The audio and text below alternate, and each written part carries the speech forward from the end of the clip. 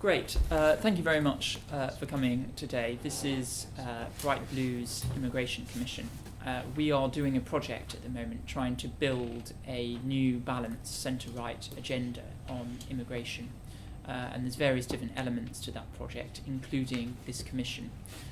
In August, we received some written evidence from various organisations and experts, and accompanying that is this oral evidence session today. The transcripts from this and the submissions from the written evidence will be published in a final report towards the end of the year.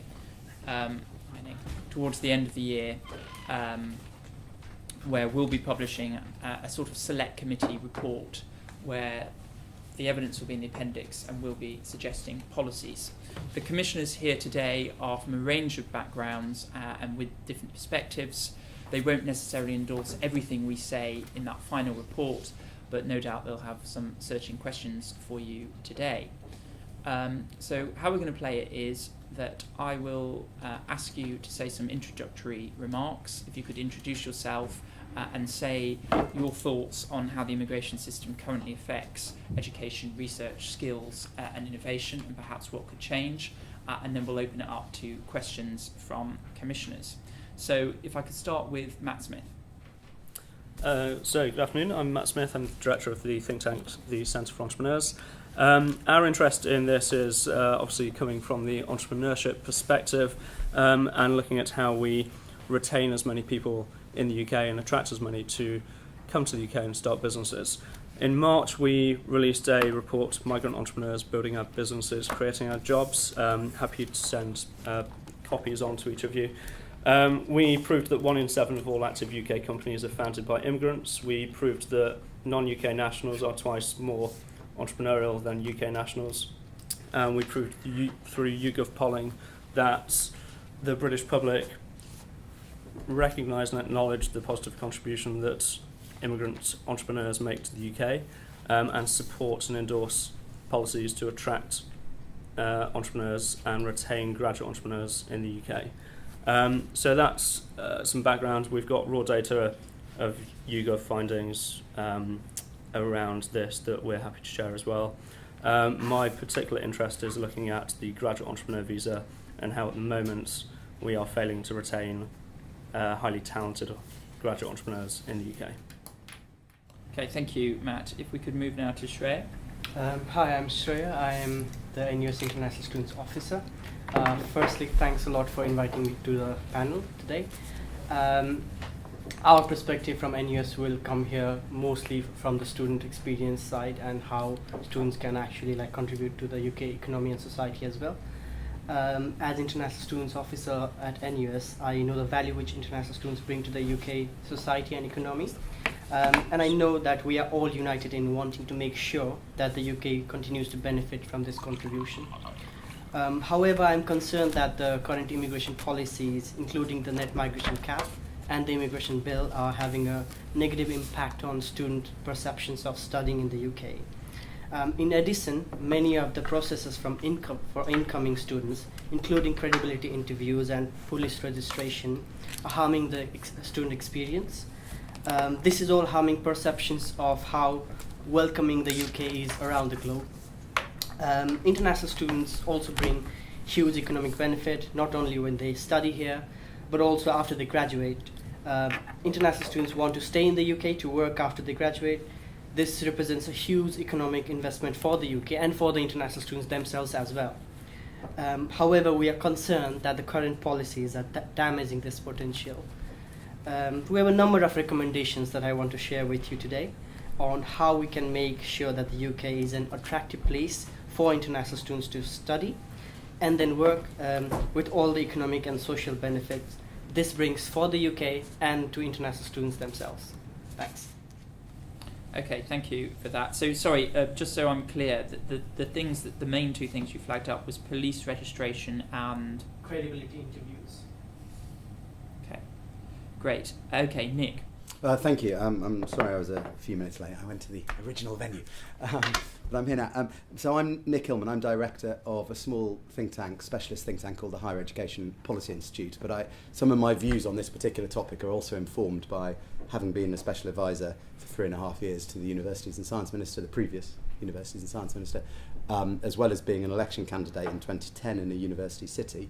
And also, actually, I've done some academic work myself about Enoch Powell's speeches on migration, which has had a little impact on my views. So my view is I've no qualms in saying I think the government have just frankly got the student migration question wrong.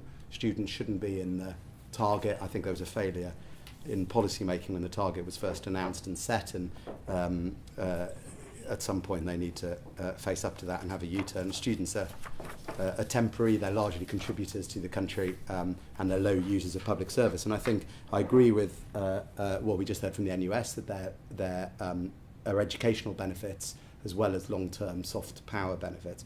And one thing that neither of the other speakers said that I feel quite strongly is actually the government's own policies work against its own target. So it's got itself in a rather odd position, because we have in BIS, for example, an educational export strategy which has a goal to increase the number of international students, which is clearly not what the Home Office want. We also have a policy of removing student number controls, and my organisation published a report last Thursday about the impact of removing student number controls. And what that means is the government is saying to universities for the first time ever, you can take as many students as you can, and that covers everybody in the EU, not only British students. And I also note in passing, given that Bright Blue is a Conservative organisation, that it's the opposite of Margaret Thatcher's strategy, which was to reduce subsidies to international students, which gave universities a new incentive to recruit them because they became a money raiser as everything else. And my final point, which something that I think is often missed in the debate, is that I think the structures in government matter. Because what we have at the moment is a debate going on between BIS and the Home Office. The Home Office is a great Department of State and will nearly always win any argument between Home Office and BIS. And what we need is some of the other elements in government, such as the Treasury or the Foreign Office, to row in on BIS's side when it comes to the benefits of international students, because I think it would rebalance the internal debate within government and would be likely to lead to a different answer. Okay, thank you, Nick. I suppose my first question to both you, Nick, and Matt is so we've heard a lot there about students and international students and the argument for why they should be moved out of the net migration target, but specifically on Britain's research and innovation. And maybe this is more for you, Nick, in terms of universities, etc. I mean, what's the evidence on how immigration supports that, and whether current government reforms are undermining the kind of richness and diversity of our research and innovation? Okay, so I don't work in a university. All I know is what universities tell me, and I visit 2 or 3 universities a week. And one of the things they tell me is, at the top level of research, it is an international, global game. And there may be world-class researchers who are holding 2 or 3 offers from institutions across the globe. And so additional barriers and time delays and interviews and things for proven researchers who have already proven themselves in their academic field are a disincentive to come to the UK, and therefore an incentive to go to other countries. And we still hear sometimes government ministers talk about a policy of co-regulation, where they say to universities, we will do, we will treat you as adults, if you like, and work to solutions together. It doesn't really seem as if that policy is being implemented. And I would just highlight, I think there's a chasm between the language of offering an institution highly trusted status and then micromanaging every aspect of recruitment of international researchers, which is sometimes how universities feel the process works, because they don't feel trusted. Okay, David. I still don't really understand what the problem is here. The numbers, certainly in universities, international student numbers continue to rise. I think if you look at the broader category of students, there's been a tiny fall-off. Numbers continue to rise from China. They've fallen off a bit from India and Pakistan, but I think that's the areas of the greatest abuse, so you might say that's actually the system working. If students are flowing in and flowing out, as you say, then why is it an issue removing them from the net migration figures? Because they'll balance out. Of course they don't balance out, and indeed we now know that the inflow is about 150,000 a year of non-EU students. They now count the outflow and they discover that only about 50,000 left. So actually the studenthood, as it were, continues to be a very important source of permanent immigration into this country, and there is an overwhelming desire to bring immigration down to more moderate levels. Now, everyone also agrees that obviously having lots of international students in higher education is a good thing. The only major change that I can see has happened is the fact that instead of being able to stay on automatically after you graduated, you now have to have a job. Instead of being able to stay on for 2 years automatically, you now have to have a job. That's not a great hardship, and universities, you'd have thought, might be able to arrange a decent job for somebody. Why is that such a problem? I mean, I think actually there's a whole lot of hot air here on the student thing. And as for the soft power thing, people always go on about. No one's, give me some proof of this great soft power. I'm not saying it's good for us that we have lots of international students coming here. We have higher exports to Belgium than we have to India. If our soft power effect was working so well, why the hell is that the case? And maybe, Shreya, if you come in first, particularly on, I mean, is it really a problem? You mean like not giving the working opportunities to international I mean, students? it's a perception problem, and you can help. You and others in the NUS and elsewhere can help if it's a perception problem. You can go to India and places and say, no, Britain is not hostile towards you. Keep applying. That's what you should be doing. Like I would love to do that, and I want to do that. And British Council kinds of sometimes ask me to give interviews on how great the freshers' fair is for international students. That's great. However, when we just see that, just like a few on Friday, 38 colleges, private colleges, lost their sponsorship licenses, and we don't really mind about the colleges, but the international students. Not all of them were, this genuine. Not all of them were fraudulent. And our point was you can't really blame thousands of international students because of some English language testing scandal. And when they despite NUS's recommendations, there has been nothing from the government in actually So should these places not have been closed down? Should we not have closed these 38? Organisations? But I presume they didn't just close them for no reason. No. There might have been some reasons, but NUS recommended the government to put some helping, protective measures for the international students who were still studying in those colleges. But at the moment, there has been nothing from the government on that front. So if those students have to go back home with nothing, the fees they have already paid to the colleges, then how will we supposed to show to the world that it's a really welcoming place? I mean, sorry. Sorry, is that's so that's part. So I mean, I think David's point maybe. I mean, there may be something around sort of taking international students out of the net migration target. Yeah. Do you think that's the most pressing thing, or is it the other stuff that you talked about, like the reputation around what's happened here, or police registration, etc.? I mean, is net migration target just actually a bit of a side show? Well, that's not relevant in India, is it? I mean, that's not affecting people's perception of Britain. I think net migration figure is also a major issue for us because, if you see, this is a very genuine argument that we have that, the Home Office wanted to decrease the net migration figure from hundreds of thousands to tens of thousands. And who are in hundreds of thousands? If you see us, immigrants as a group, they are international students. And we feel that this is definitely targeted at international students. But it's a net figure, so people come in and they go out. I mean, if the students are flowing out in the same numbers they're flowing in, which you're saying is happening, actually it's not. I didn't say that. I'm not aware that I said that. I'm not saying they're coming in exactly. Well, the same Nick, numbers, maybe you want to come in on. I'd love to say lots of things in response to that. Now? Yes. Yeah. Well, firstly, it's an international market, and there are more people who want to travel to study. It's absolutely clear. You mentioned China as evidence of that. So what you want is, and it's very competitive with Australia and Canada and America, and you know the countries as well as I do. So what you want is an ever-increasing number of enrolments, which will then have a knock-on consequence even if they leave in due course. That's the first point. The second point, I mean, you referred to some figures about the number of students who leave the country. I mean, I'm not even sure you could claim those figures are absolutely watertight. But well, it was about ONS figures. It's the first time they've done this, as you know. It's the first time people have been asked what they did before they left. Yes, yeah. But nobody is saying that people who stay in the country to work should not be counted properly, fully as migrants. That is not the question. The question is not people who stay here, should they count as migrants? The question is, should people, while they're studying, be part of a government's net migration target? And I don't believe they should, and I don't believe there's any opinion poll evidence that the British public think they should either. You also said everyone agrees that lots of students is a good thing. No, they don't.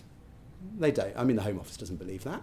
I mean, I've sat with Home Office. It doesn't. I've sat with Home Office officials in meetings where they quite clearly do not believe that, and they say that people who come here to study lower level, higher qualifications, if that's not a contradiction in terms, should be doing that in their own home countries. I mean, they absolutely don't believe that. They see their job as keeping migration down and the security aspects to that, and they absolutely don't. That's why I think it should be balanced against other factors within government. The other question, you said there's no evidence on soft power. Again, that's not true. There was a report done for BIS by, I think the organisation is called CRAC, C-R-A-C, Qualitative Research, where they talked to former international students in Britain, and they said, has it had an impact on you? They found someone in the Central Bank of China who said, I have an absolutely different opinion towards Britain to other countries when I'm doing deals, and I think of Britain first. Look at when meetings between Chinese ministers and British government ministers happen. They happen during prep school half terms because Chinese government ministers have their children educated in Britain very often. And, you know, it's just not true that there's no... I mean, it may not be quantitative. Anecdotal evidence. One anecdote from some... Well, first of all, I've given you two anecdotes, not one. But secondly, of course, soft power is always going to be the word soft. Give me some hard export evidence. Right. The word soft is a clue here. Soft is not something where hard data is so easy to come from. And then the final point is you know, if you think of education is something we're really, really good at. Okay, we don't put artificial limits on our exports in other sectors. We don't say Nissan can export the latest electric vehicles they make in Sunderland, but they can't export smaller, cheaper things. We won't export the minis made in Cowley. We just don't do it elsewhere. We say we're really good at X, therefore let's sell it to the world, and that's how we should approach education. There is no cap on students. There was one thing that changed, which was the fact that you had to have a job when you stayed on for 2 years after you graduated. There is no cap on students, on this but tiny little change, you built this whole mountain of complaint. I mean, it's well, read the Indian press. I mean, you say nothing's changed. Challenge the perceptions. Perception has changed. And let's bring in Kate now. One of the key reasons you're talking past each other is that, Nick, you talked about researchers and the problem of losing high-quality researchers at postgraduate level, whereas you focus primarily on students, and I'd like to go back to this idea because actually I think it's one of the crucial ones. We may well have too many bogus students, but we don't have enough high-quality academics who are actually building careers. So I wanted to hear a bit more about what you think can actually be done there. I'd also counter your point that any university, I mean, anyone who actually spends time in an academic institution will tell you that the idea that a university department can just find the money to fix up a job for somebody is laughable. But, Nick, on this tension between high-quality researchers who we need to create prestigious universities, because of course we won't get international students or home students and even coming to universities if the highly regarded academics are all at Yale and Harvard. But why does that have to be lumped in with the vast number of international students who are a burden on us, who often do have focused qualifications? I mean, the other thing I can tell you from experience is that it is in many ways right, that universities are still using international students as cash cows because they don't have nearly enough teaching funding themselves. Not enough money is allocated to teaching. That means that most of these students aren't actually getting many contact hours anyway, and there's very little supervision as to whether they can actually speak decent English, whether or not they actually are reaching the standards. And there really are. Bogus colleges issue is not something minor. So why can't I be, okay, Kate Maltby, educated Oxford and Yale and UCL, a total snob, and say, if you want to get your masters at any university above this place in the league table, and you've got these credentials, we'll have as few restrictions as we possibly can. But frankly, if you want to go and get Okay, so there's a difference there. Okay, so the difference there, and also maybe if I could bring Matt in as well here, because I know business schools have quite a large proportion of international students coming in as well. So it'd be interesting to hear what you say there. Well, I'd echo Nick that the damage of image across the world, particularly in Indian press, is because of the students sitting within the cap. It may not be a cap on student numbers, but there is a cap there, and that's being reflected in global press. And we're still seeing the effects 4 years on from that. Just also challenging ONS figures, the HEF key figures that were presented to the House of Lords. Number of students entering STEM students between 2010 and 2013 fell by 8% for undergraduates, 20% for taught postgraduates. Computer science, both undergrad and taught postgrads, experienced a decline of 38%. Given all of the tech manifestos coming from the particularly London tech startup scene, Policy Exchange, Tech UK, Codec, representing 200 of the fastest growing tech startups in the UK, given they are crying out for demand, particularly computer scientists, that is obviously not entirely useful for growing the UK's particularly tech startups in London and further afield. The business school side, I guess my interest is on the postgrad flexibility. So for postgrads, having that flexibility to stick around for a few months after graduation, that gives them flexibility and the time to go find a job. They cannot be placed into a job day after graduation, and that flexibility is important. And if we are able to extend that flexibility to STEM students coming out of undergraduate, I think that would go a long way to keeping them in the UK and supporting particularly growing firms. So the rules work against people who are necessarily self-employed or budding entrepreneurs, because it's, 20 grand and having a graduate job is the rule. So my issues with the graduate entrepreneur visa is that it was introduced in 2012. There were 2,000 visas available, and of those 113 were used. Now the reason behind it is that the universities have to endorse the students, and they have no reason to do so. They're not receiving any tuition fee from that student. They're only incurring administrative burden of managing and monitoring that individual. And there is no rational reason why a university would support them, which is why they're simply not marketing the visa to the students, and you're seeing low numbers. Anecdotally, we're seeing an increase now, but looking at the sheer number of graduates coming out from the UK universities, 2,000 people wanting to start business is absolutely nothing. London universities, or a handful of universities in London, could find 2,000 budding entrepreneurs to stick around.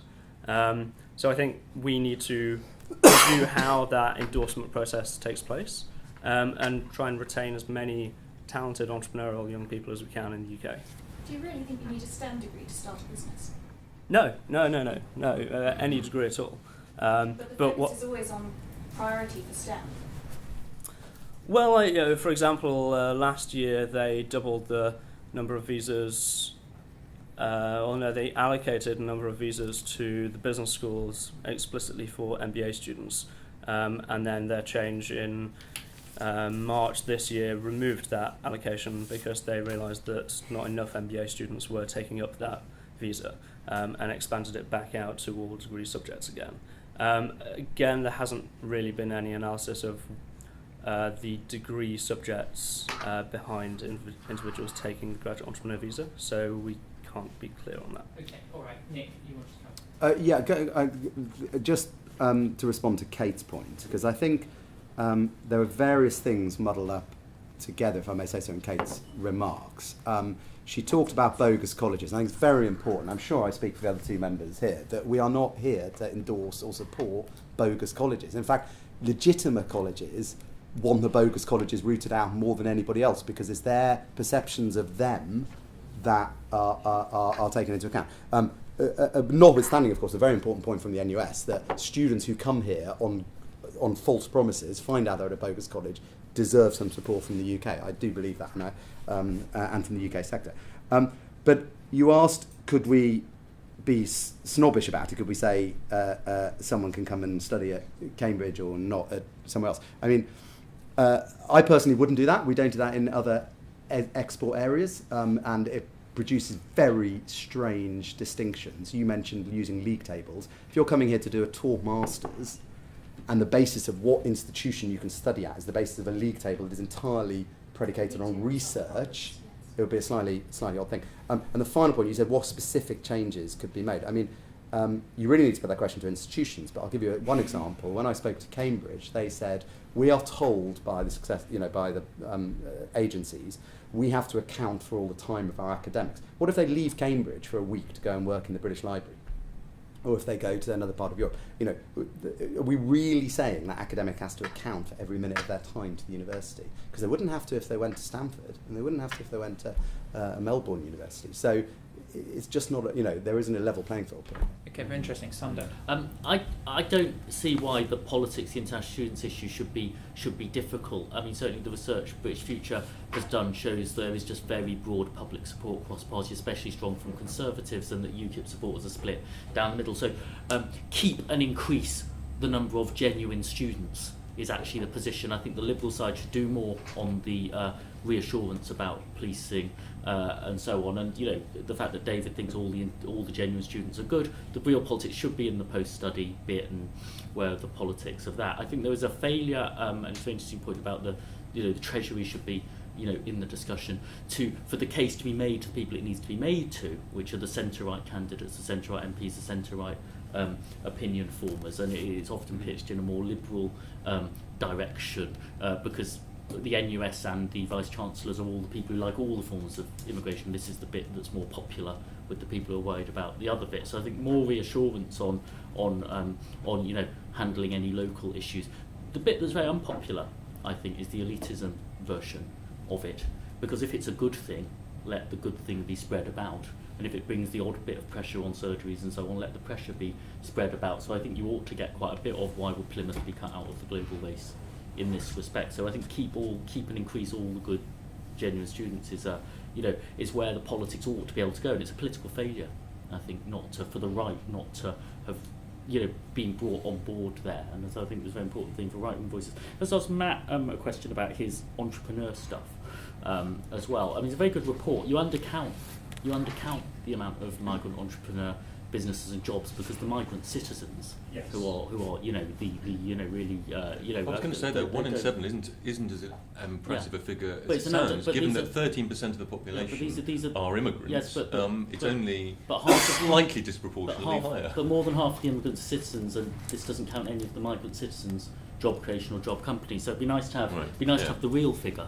which would obviously be higher. Yeah. But what could also help here is there is a perception, I think, that the business voice for migration probably does a bit more harm than good, in the way it says we don't want to hear any of this nonsense about controlling immigration, it's just good, listen to us. And I'm just wondering if there are ways to use the real cases of the migrant entrepreneurs and maybe the jobs they've created to sort of to give us a more to get a more sort of connected sort of view of how to make the case for the benefits in a way that might work to the people who don't work in those towns in Canary Wharf. Well, this was the purpose of our report, that was very carefully timed release in March to provide a positive intervention in the immigration debate. And really what we noticed, particularly in run-up to Christmas and the Romanian-Bulgarian debate, there was very little, if any, recognition in the press and popular commentary that immigrants could, shock horror, actually come and create businesses and create jobs. It was all about whether they are stealing our jobs.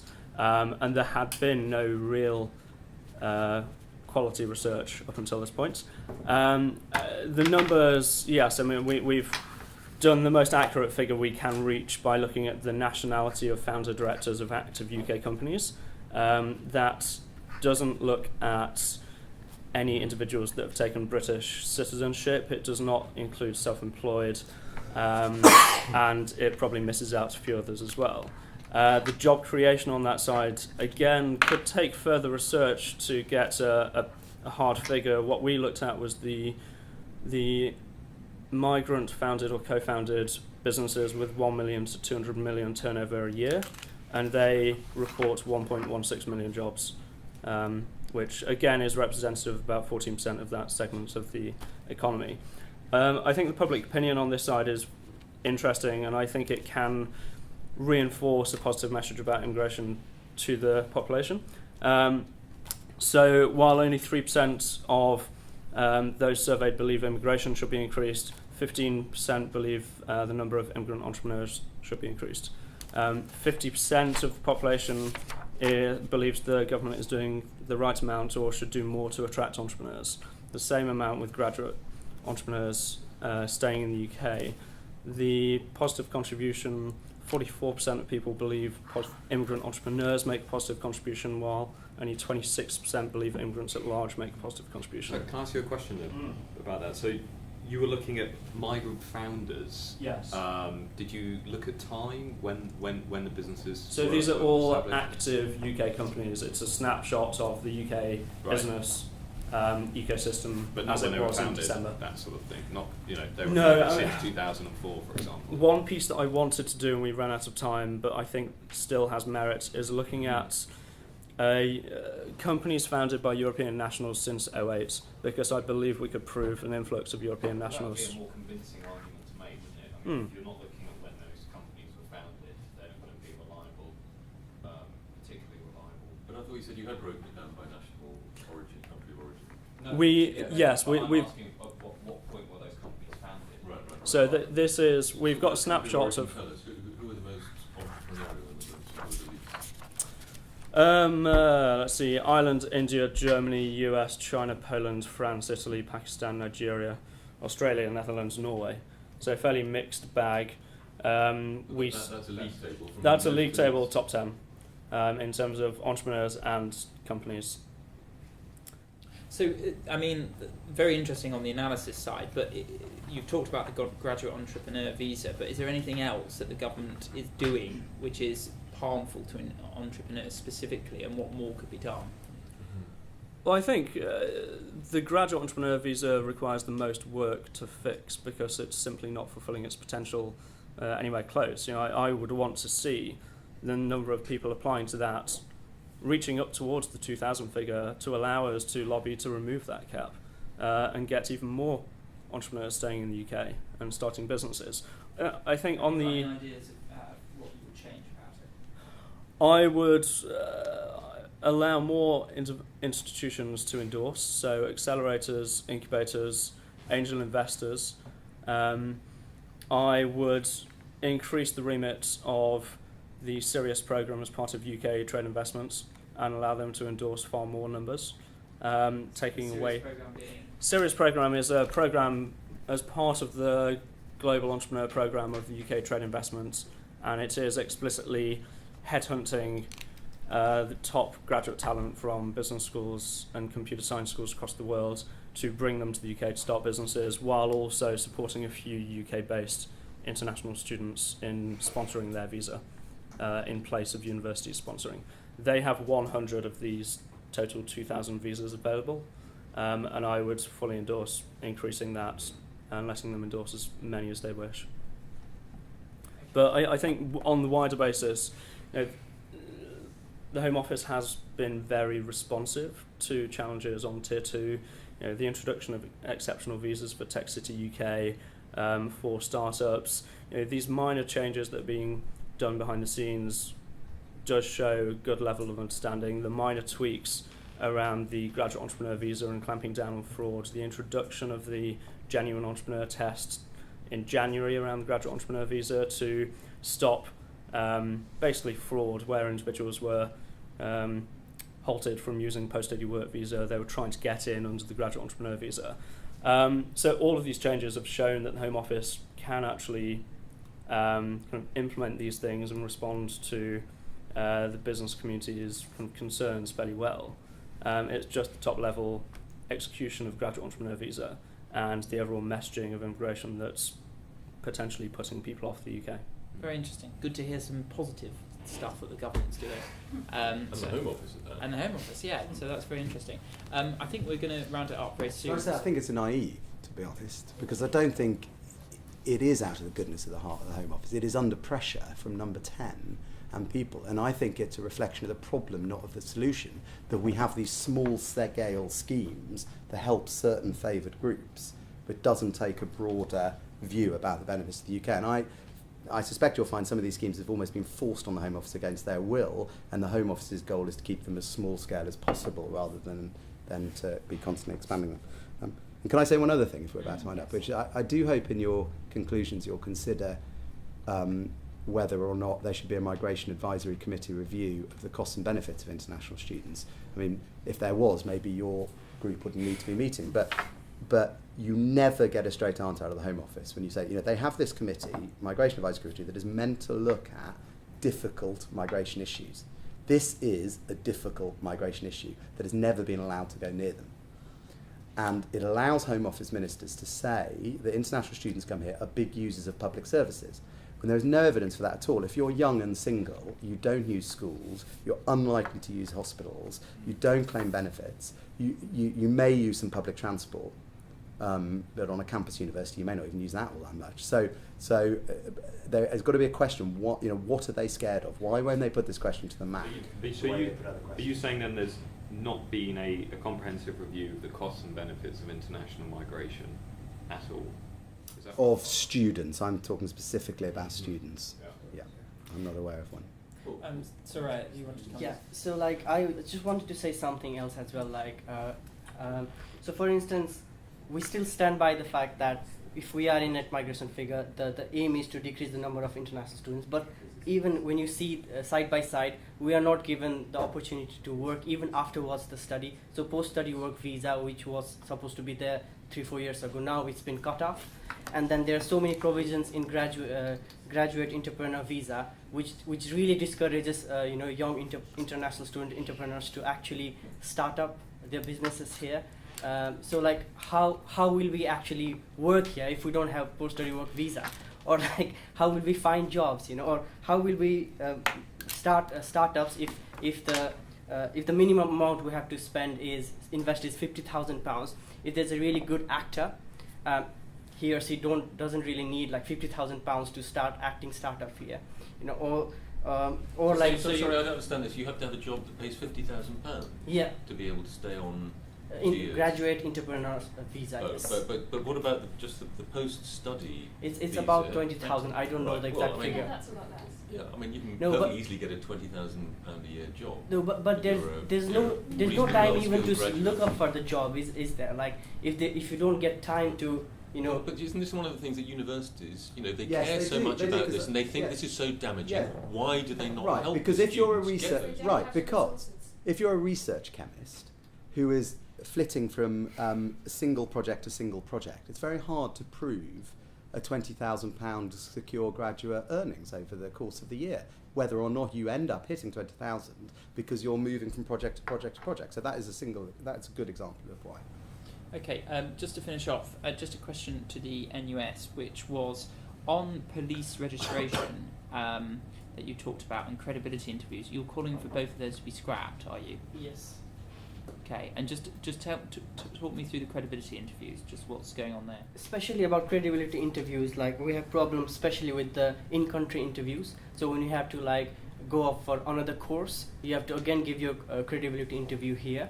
And it's very inefficient as we see it, because students are already here, they are here for 2-3 years, or 1 year, they have already been here, and they have already fulfilled so many criteria. But it's not putting off international students, it's just a burden when they're here, right? It is putting off as well. For instance, there are many international students who called me just yesterday, I'm not making it up, they called me they were saying they had some interviews in Sheffield. For instance, they are studying in London. Why can't they give interviews in London, for instance? That you're calling for the process to be better. I mean, scrapping a credibility interview to check who you say you are when you're doing the course you are sounds like not a good way to make sure it's not bogus. If you can use Skype and interview you on your campus, don't you want better credibility interviews? Why would you want obviously better is a progressive way, but like if it's scrapped, then it's actually it will become. I think the system will become more efficient for Britain as well. But presumably, if you scrap it, then if somebody isn't genuine, who would presumably it's quite easy to pass the credibility interview if you're a genuine student, and quite difficult if you have never been to a university. I think the idea here is always about like how many hurdles we have to pass. Like for instance, even the police registration as well. Like we come here and then we'll have to go to police station. And if you come from a different cultural background, like it's very unwelcoming, and again, it all comes down to trust as well. So, and is there evidence of that putting off international students, the police registration? Is there any evidence, qualitative or quantitative? I mean, for instance, there was in London only, like there's only one place where you can register for police, and until last year, 8,000 students had to register with police within a span of 2 weeks' time. So like that made things really, really difficult. There were long queues, and like it was really difficult for international students. Yes, I mean they had to literally stand there for like hours to pass through that. Okay. Right. You have to remember word of mouth. You have to remember word of mouth. So these messages get back. Yes. Okay. That's a good point. Okay, we've come to an end of this session. So thank you very much for sparing your time today. Very, very interesting.